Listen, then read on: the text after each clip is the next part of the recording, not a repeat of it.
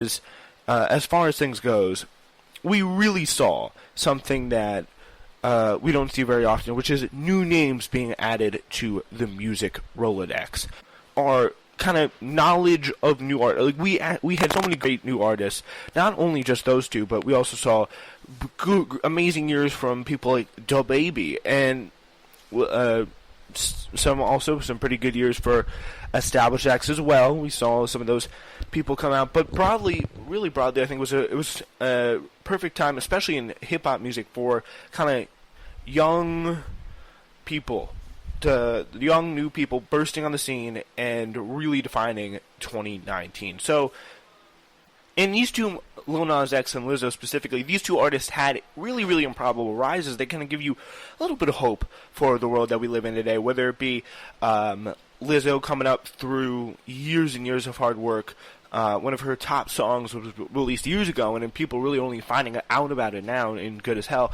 But it is a song that not only did she just come up with Truth Hurts, which is kind of the song that everybody know, the one that with the why men great, so they gotta be great, and then 100% that bitch and all that stuff. So there is just like she years and years of hard work for her. She finally made it. Lil Nas X, a little bit more of a virality story for him. He got a song that was pretty much off of TikTok, which is the funny thing, a little app that no one really under the age of, 25 has ever heard of, had so much to do in defining music this year. And a special shout out, obviously, to my fellow Zoomers out there, defining the culture. Really defining the music industry in a big way in 2019 with the rise of TikTok and all the stuff that people have been doing on there, which, for all the crap that it gets, there has been obviously some good stuff coming out of that. So those are some of the biggest music stories of 2019. The funny thing about this year, though, is if you look at my top songs, and I do want to kind of like talk about myself and compare myself to the top songs of 2019, which we will get into, they are really, it's kind of funny. It's very notable for the fact that almost, there's like one, but almost none of them were made in 2019. So that's kind of the ironic thing there about that. But going on the data for Spotify here, we'll give you the top songs of 2019, the top music of 2019, the top tracks. So they are, let's start with number 10 is Shallow, the Lady Gaga and Bradley Cooper song from the movie. Then it's Con Calma's, a Latin song. We just did it, obviously, on Uncultured. We talked about that. Someone You Loved, Louis Capaldi. So a little bit of a renaissance there. And, of course, Wow, I Don't Care. Ed Sheeran and Justin Bieber from the Collaboration No. 6 album. After that, we have Old Town Road, the Yeehaw Agenda coming in there. But, I mean, I think we all know. This should be number one. Yeah, because there has been just that. I think probably was a song of the year. I think in terms of artist of the year, it's a very tough, because Lil Nas X, Lizzo. I mean, when you think of the top artist of the year, and I don't want to force my music tastes on anyone, because they don't reflect anyone, obviously, except for me. But for me, it was Travis Scott, but that's not supposed to be surprising to anybody. But I think for the top artist, I think it was like Post Malone or something, for at least where Spotify is concerned. But there's obviously other ways to mention that. But I think that if you really want to sum up the year, I think you really talk about young talent, young new talent, mostly of the hip hop variety. I mean, as we listen back this past year in music, we heard a lot of cultural and political angst that you would expect in a year like this, but the albums seem to resonate in the most in 2019. Were much more personal and inward-looking, overflowing with kind of love and optimism.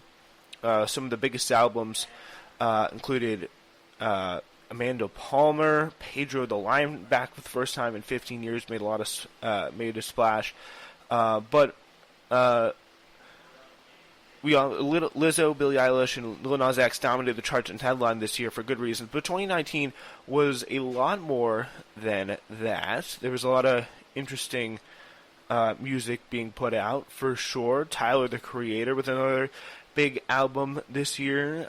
Igor, probably my most listened to album of 2019 in terms of my personal taste. I think, because that was an album that I think really I changed my opinion on more than any other album that I have ever experienced. So, because when it first came out, I used to be I used to be like, nah, I don't know if this is really my tastes.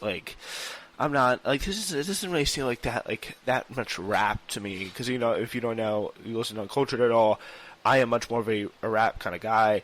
But that was now, I think, that really defined 2019 for me. I was listening to throughout the summer into the fall. I think and it's now still one of the very few that I could just listen to completely all the way through, no skips. In all the songs in there, I have very, very high opinion of, and that is a very, very big thing for me to have with an album as far as it's concerned. So now let's take a look at some of them who dominated in terms of charts.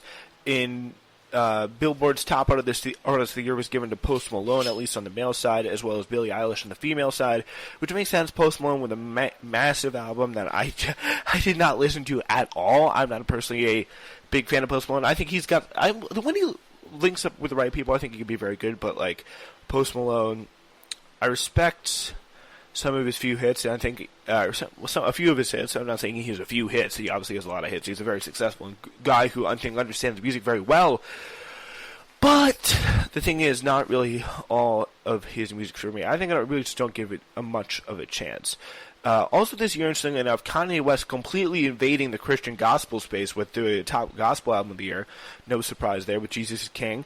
And it's I think really what he did this year is, I think, a story that's not really going to be talked about very much. I think maybe it should be, is the fact that this year he completely redefined the space of gospel, and I think brought a lot of attention to it, because this lends so much credibility to the Christian youth movement, which I think in culture has been looked at as kind of nerdy and whenever you see someone who's if you ever had it, probably this is not an experience obviously for everyone everywhere, but if someone comes up to you and you're not a religious person yourself, and they're like, brother, I love you, praise God, or something something like that. It's you would talk I went on my Christian retreats.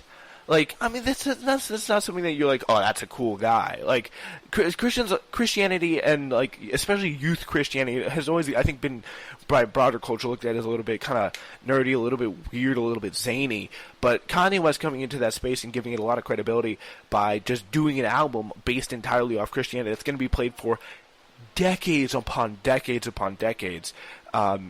At Christian youth retreats and all that stuff, because Kanye West is the coolest, I think, probably the person with the most pop culture clout to ever come close to the Christian gospel space.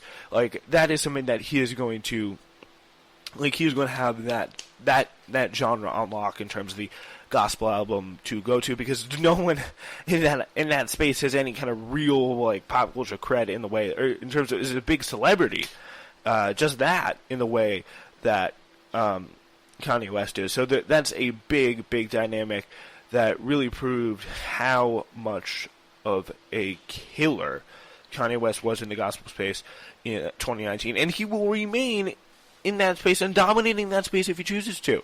So, even people like Snoop Dogg, people in the hip-hop community have decided to come out and make a black community, who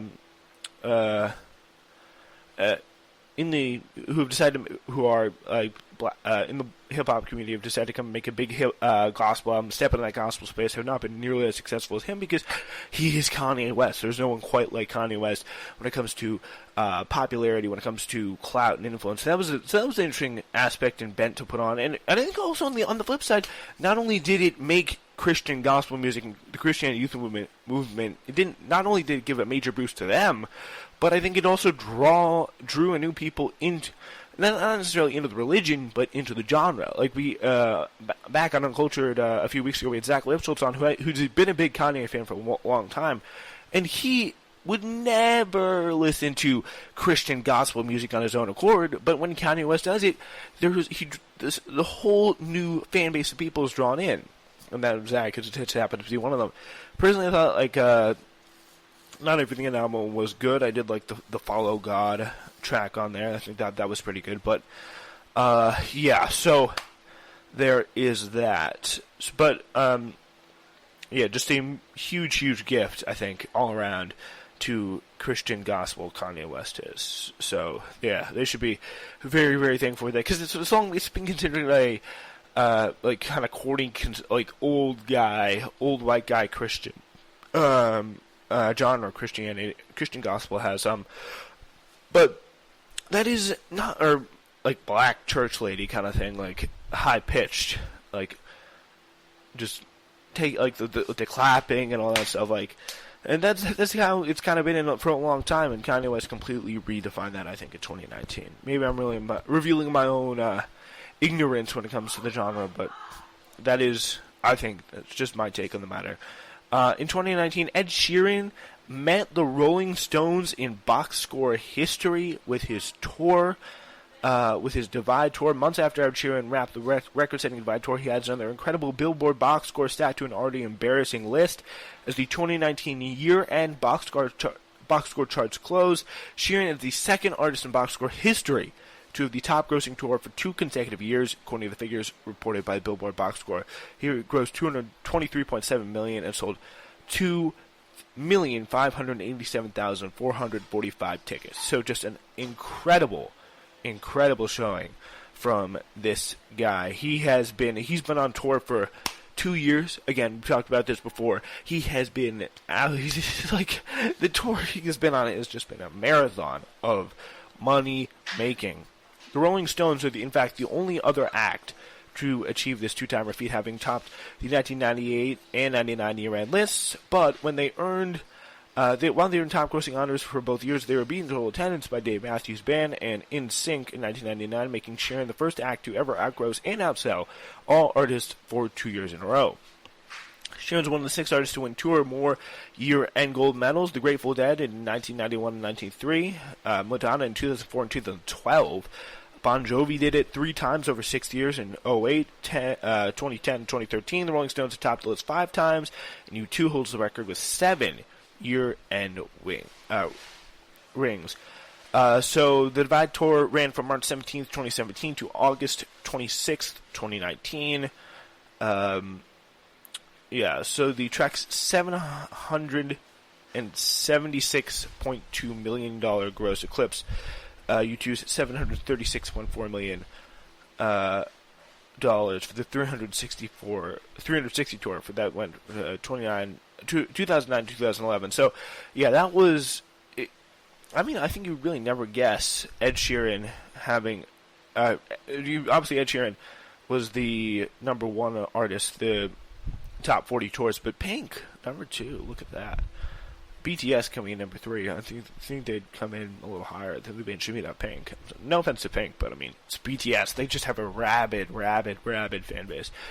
Yeah, so in 2019, Billie Eilish is the top new artist on the female side. It's been a huge year for her, obviously. Scored a first number 1 album for her first album with the weekly Billboard 200 chart, When We Fall Asleep, Where Do We Go? But also earned her first number 1 hit on the songs chart with Bad Guy. It's fitting that the 17-year-old singer-songwriter closes out the year in grand fashion on the year-end charts as he finishes as 2019's top new artist and takes home the number 1 year-end Billboard 200 album, When We All Fall Asleep, Where Do We Go? So, yeah, notably, Eilish is the first non-R&B or hip-hop act to be the year's top new artist since pop vocal quintet One Direction in 2012. Also, Eilish follows the 2018 top new artist R&B. Is the first time solo women have been the top new artist in consecutive years since Lady Gaga and Kesha in 2019 and 2009 and 2010, I believe, consecutively. Following Eilish on the year-end top 19 new artists, year-end top 2019 top new artists rankings are Lil Nas X, DaBaby, Lizzo, and Gunna at numbers 2 through 5, respectively. She was born in 2001, folks. She's 8